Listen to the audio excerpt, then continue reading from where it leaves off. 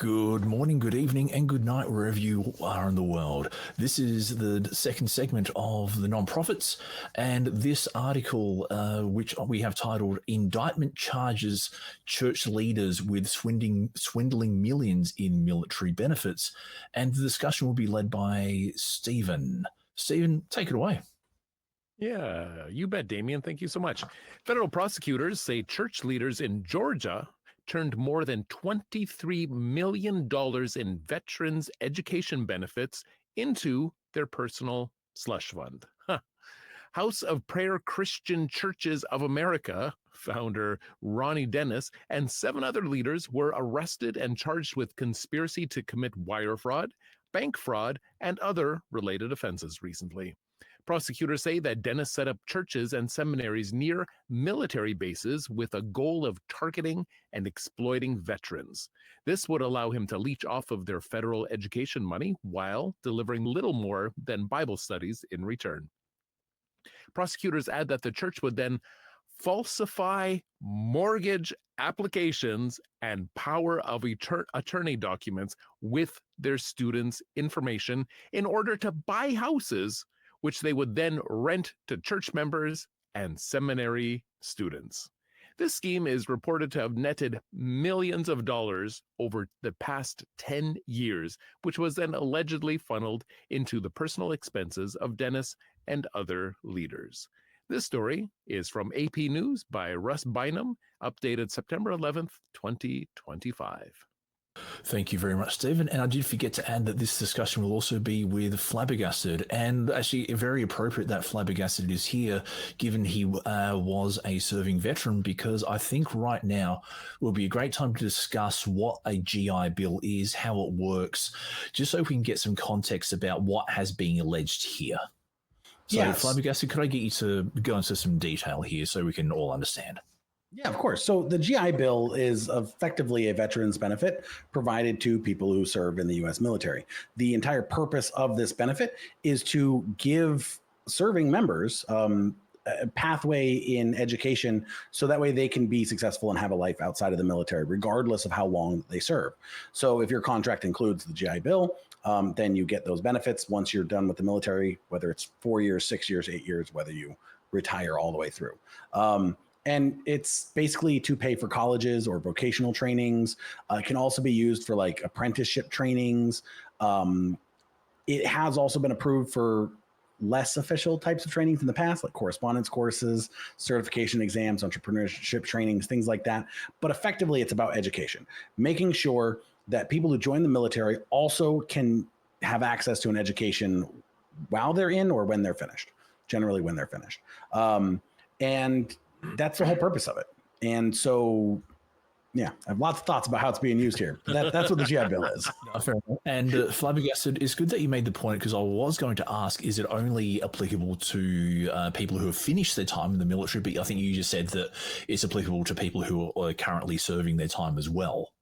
So it's while you're in the military, there are some programs that will pay for like education while you're serving that are separate from the GI Bill. Sometimes people will use the GI Bill while they're serving as well. There's some variation to that.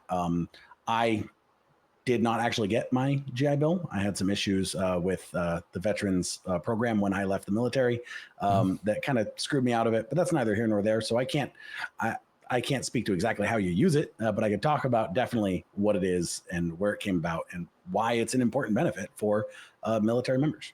And how much does a GI Bill cover? Like, how much does it give you? How much does it cover? What sort of dollar figures are we talking about? If that's available. Yeah, generally, the way it's conceptualized is it should be sufficient to cover 4 years of university education. Even at American prices? At American prices. Holy she's full. Now the thing is like if you go to a really good school, that's going to be worth more than if you go to a community college. And there are like limits to it and such. I don't know all those limits off the top of my head, but the general concept of it is it's sufficient for 4 years of education. Okay, so you could actually like make a decent fist, like get a real decent education. Yeah, you can get it. You can get a full bachelor's degree on it, 4-year education. Some people have also used it for master's or doctorate programs if they already have a bachelor's. So yeah, it's continuing education. It's And I think you touched on before as well, and it's not limited to any type of educational institution. So you could go to like a big name university or to a community college. Yes. And again, you can also use it for vocational schools. And as was done by the perpetrators of the scheme in this article, it can also be used for unaccredited organizations who aren't actually providing education, which is part of the problem. But yeah.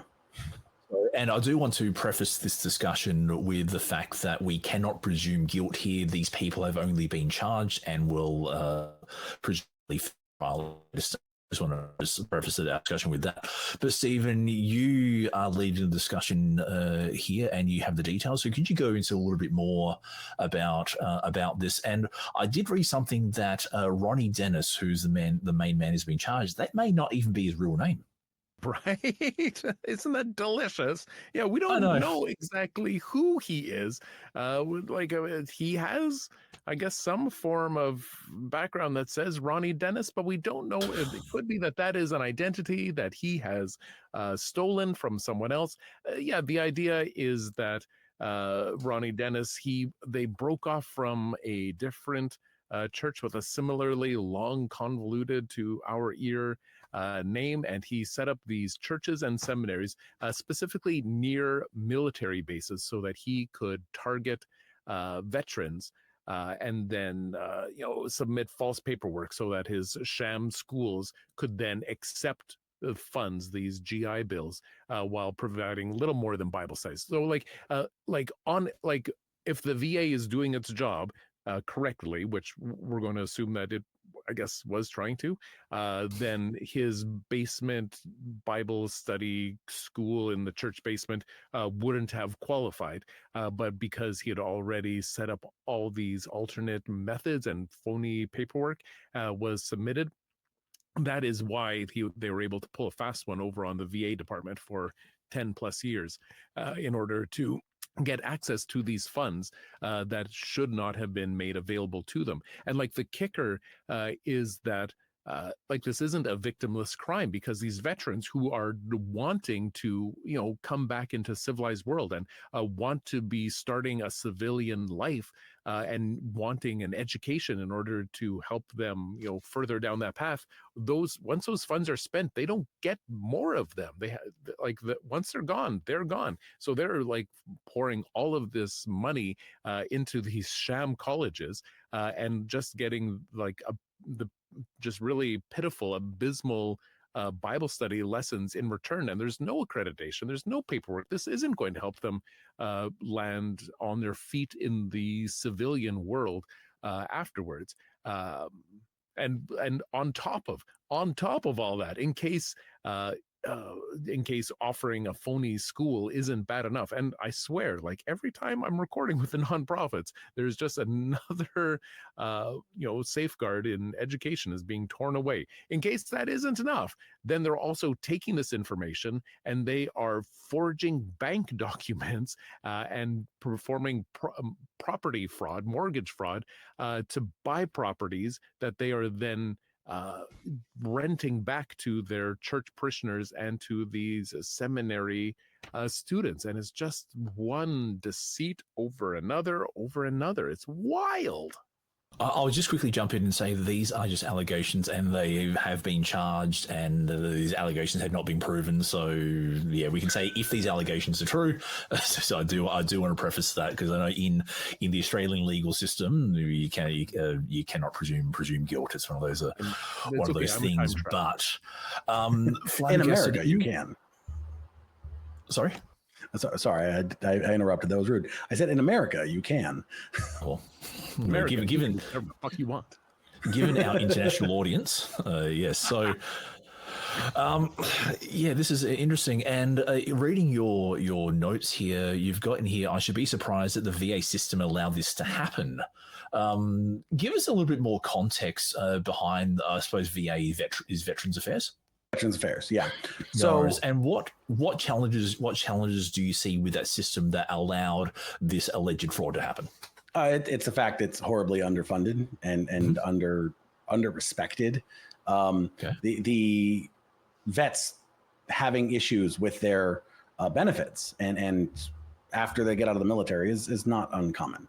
And so the fact that the Veterans Administration didn't do their due diligence to make sure that the money that they're giving to an organization on behalf of one of their veterans, they didn't do the due diligence. That's a problem. Like a church caught up in a financial scandal, that's the free square on the bingo card. I'm not shocked at all. I'm not surprised. That's part and parcel of so many things that run into this. But I would expect an organization that is built to make sure that veterans are taken care of would do that, and they didn't. And that's distressing. That's problematic. But it is also part and parcel with the fact that vets in this country, especially, I can't speak to Canada, I can't speak to Australia. I think you guys have militaries. I'm not sure. I thought America fought all the wars everywhere all the time. But sarcasm. But ultimately, you would expect that they actually are doing these things. Like vets join the military, some of them for these benefits. Like people, I came from a very impoverished background. I joined the military for the benefits. A lot of people join the military for the benefits, for a life that you wouldn't have access to if you didn't. And when you don't get the benefits that you're promised, it can really be damaging. And it not only can damage your trust in the institution, it can damage, the sacrifice that you've made in your life. Like you've literally voluntarily become government property for multiple years, put yourself potentially in deadly situations for a promise that isn't always being fulfilled. And when it is being fulfilled, they're perfectly fine with you getting screwed out of it. And that's what happened to all of these people here. So justice is good. The fact these people are facing trial is good. I think the Veterans Administration is also responsible for what happened here. And like, how are we going to restore what was taken from these victims so they can get the thing that they were promised instead of just, as Stephen put it, glorified Bible studies? That's some excellent points. And my personal reading on this is that where there is government money, so there are vultures. And I think Canada probably be a little bit like this as well, in that when there's a very large amount of government money, there is no shortage of people who are willing to defraud the system to make it, which eventually makes it harder for the genuine people to get the benefits promised.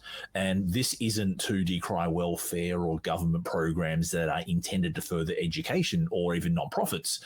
Just that history has shown time and time again that where there's government money being handed out, there will inevitably be people trying to unjustly enrich themselves on that government money. So here, I think we have this perfect storm of government money on tap, the facade of religion, and also the facade of support for veterans as well. So. Yeah, and I kind of feel like the question of how religion plays into this is a really important one, because people who fell into this trap are primed to trust religious institutions, and these people took that and they screwed them with it. They said, "Hey, look, we're the same thing. We're religious like you. Come to our church. We're going to help you out. We're going to help you build a better life," and then just yanked it out from underneath them in the process. Indeed. And I think, Stephen, in your notes, you have a little thing called affinity fraud. Yeah. Did you want to expand on that a little bit for us, please? Yeah, totally. Like, to my understanding, affinity fraud, it's the idea of when you already have trust with a group, with a body in one area, you're more likely to extend trust to them in other areas as well. So if already we trust each other because we hold these beliefs together in the supernatural, in the magic, whatever it is, then I'm more likely to also trust you, because it's so much easier for me to project my ideals, my values onto you, because we already have one thing in common. So I bet we also have this, and this in common as well. And if you already have so much in common with me, it is so much easier to trust you. And that's why churches are such fertile ground for this kind of scam. because faith communities are already vulnerable because of the moral expectation of honesty and the authority that is granted to leaders. Like, we are already trusting them, we're already placing them on a pedestal. So of course this must be all on the up and up. And in that case, it's so easy for the victim to feel like they are turning against their community, their group, by seeking outside help. Like, that means that they are betraying their larger group, and they're much more willing to just handle things internally and not reach out to external sources for help, which they really should be doing. No worries. Gentlemen, I'm going to ask a slightly provocative question. I do want to get your thoughts on this. So let's say we have this church, and what was the church's name? It was the House of Prayer Christian Churches of America. Jeez, there's a name that rolls off the tongue. So let's say we have this church that has allegedly defrauded taxpayers, and we have this pastor and founder who has apparently made himself and his buddies very, very rich off of this kind of fraud. How does that compare to someone like, let's say, Benny Hinn or Kenneth Copeland or Jesse Duplantis, who have built their own church empires by selling a kind of toxic fundamentalism? How does this kind of fraud compare to that kind of fraud? I actually think this is, in a way, worse, because this is not just like emotional manipulation, which is what, like Kevin Copeland, whatever, Kenny Boy, what Kenny Boy engages in, right? Kenny Boy is all about the emotional manipulation, and convinces you that if you give money to him, God's going to return it back to you tenfold. He's making supernatural promises that you wouldn't expect him personally to be fulfilling on. And that is different than the type of fraud here. And I'm not going to bat for Kenny Boy. Kenny Boy is a monster. He's a horrible human being. And the actions that he takes and the financial manipulation and abuse that he does to his followers is a real, genuine problem. These guys take it a step up. Right. I'm going to call it the Hop Church, because House of Prayer. The Hop Church here basically says, oh, we're going to do all of these things, and we're also going to take things from you that you aren't even aware of. We're going to take out loans in your name that you aren't aware of. We're going to not just emotionally manipulate, we're also going to actively lie and steal. Like, if no matter what Kenny Hinn does, if he doesn't make his mortgage payment, it's not going to come back on his followers. But he can't say the same for Mr. Ronnie here. If they default on their mortgage, then it's the person whose name is on the mortgage that's supposed to be paying the repercussions. The veterans. Yep. Indeed, I think what you both were saying was that if Kenneth Copeland can't make his mortgage repayments or whatever, but someone who's been in the military for years and doesn't have a wonderful bank of savings to fall back on, that's the true victim of this crime. And I suppose be thankful that this fraud has been uncovered and that the authorities are doing something about it. But in your notes, Flabbergasted, you had that who is going to restore the justice for these people, and you said God certainly isn't. Yeah. So you wrote because I doubt God will make whole for what his followers took in his name. Yeah, exactly. Right. Like this is these veterans have had their benefits stolen from them, their credit stolen from them, because I think, to point on the thing you were previously saying, it's not just that these victims were tricked into buying houses. The church was buying houses in their name, falsifying mortgage applications that they are now financially responsible for, will negatively affect their credit, will negatively affect their finances if the church itself doesn't pay for them. Now, how are these victims going to be made whole? We talk about justice, and this is the process that we're in, the starting process of them getting justice, but this is going to be punishment. These people are going to be punished, and they're not going to be able to at least through the normal processes, I don't think, restore the benefits that were stolen from these victims, the credit impact that has on these victims, the years of harm that these victims are going to suffer as a result of this.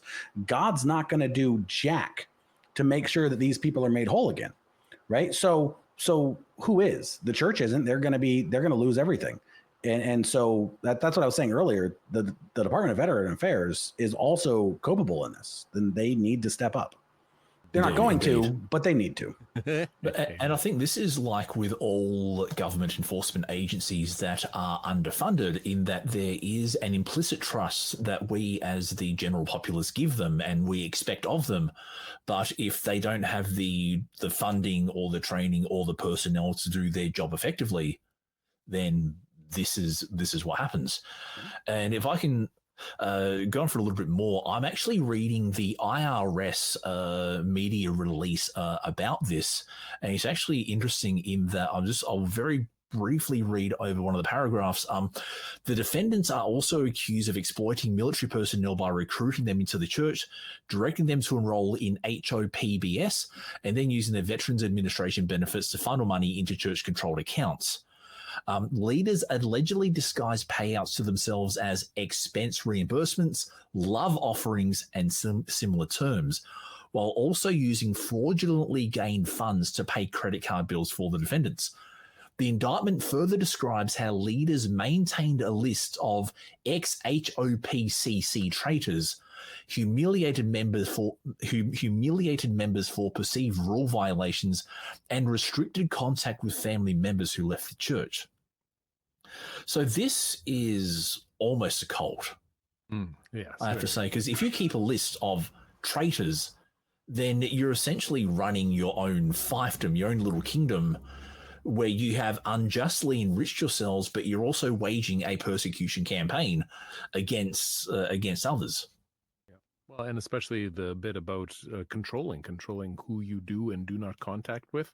That's a huge red flag. That's a cult. Yeah. And it's a cult. Not even almost cult. That's cult.